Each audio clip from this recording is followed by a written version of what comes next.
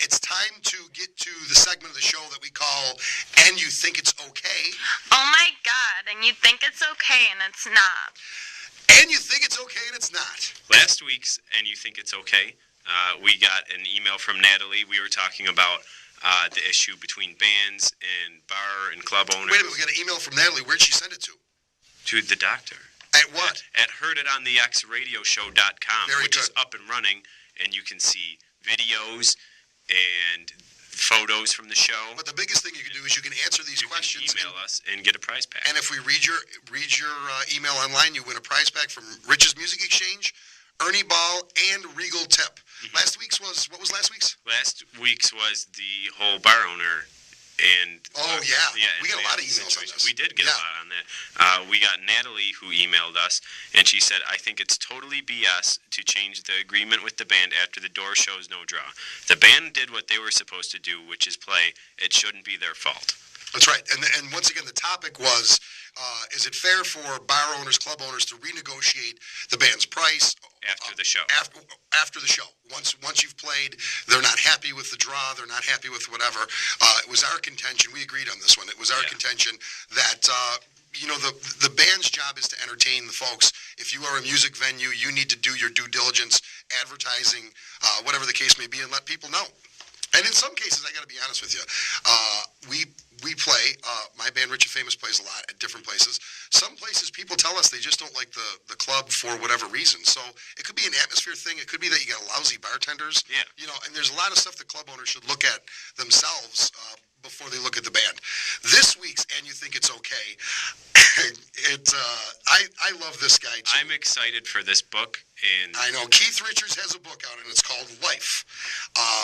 The problem with the book is... It's an autobiography. It's an autobiography, and it's an authorized autobiography. Yes. There was an unauthorized autobiography that was released. There was an unauthorized biography. Yeah, exactly.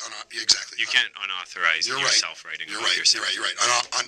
Unauthorized biography, which I read, which really was not flattering to Keith at all. No.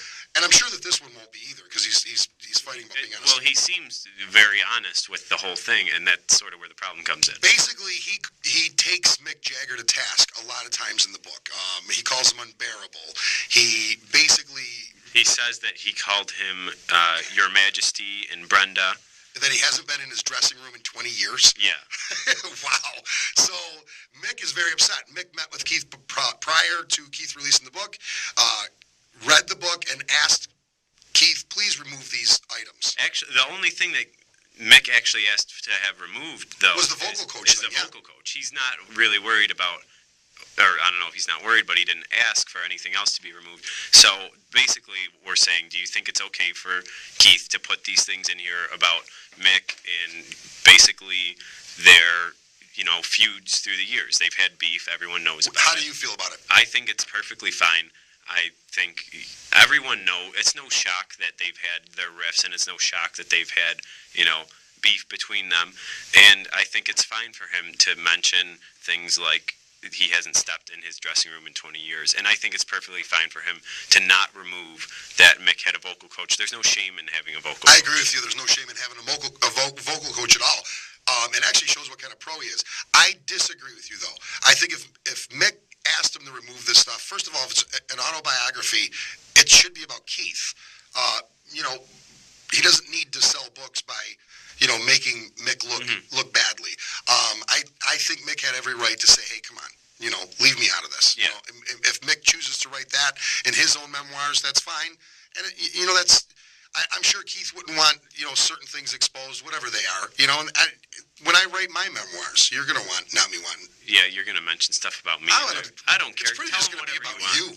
Tell him whatever you want in your memoirs. No, but I think it's perfectly fine. And even the fact that he said that in the 80s Mick was unbearable, I think that's fine. I mean, it's the truth. He's speaking. They're famous for it. There's a lot of stuff in the book that is just completely the truth. It's not even about Mick. So, I mean, I think it's fine. Well, there it is. And we agree to disagree. Once again, folks, if you want to send your opinion, send it to hearditonthexradioshow.com. If you go to the website, they've actually changed it and updated it where you can just click on a tab right on the homepage, and it'll take you to the email process to email your answer. If we read it on the air, you win a prize package. Website's getting high tech. Super high tech. You get a prize package from Regal Tip, Ernie Ball, and the Music Exchange. I want to thank everybody for listening this week. I want to thank Ron Hawkins. And don't forget, October 23rd, he will be at the Mohawk Place. Frank Pusateri, Buffalo music living legend. Next week, we have Joyride, Dick Bowerly on, Dick's really responsible for us having the show. So we want to thank Dick. And once again, folks, if you heard it on the X.